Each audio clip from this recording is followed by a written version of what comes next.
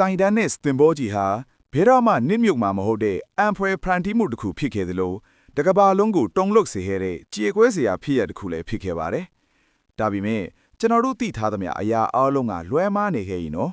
။တရဝဲမှတ်တမ်းများအရာတိုင်တန်းနဲ့စာ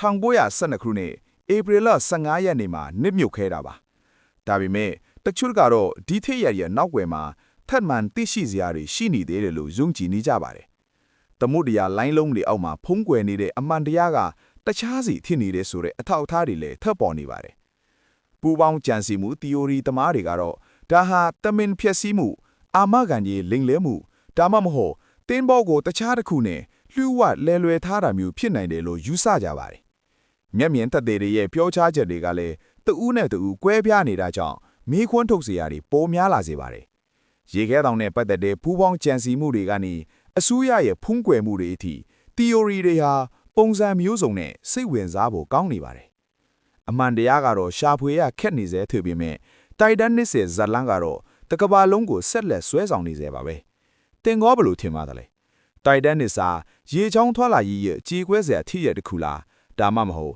တေးသေးချာချာစီစဉ်ထားတဲ့လဲစားမှုတစ်ခုလား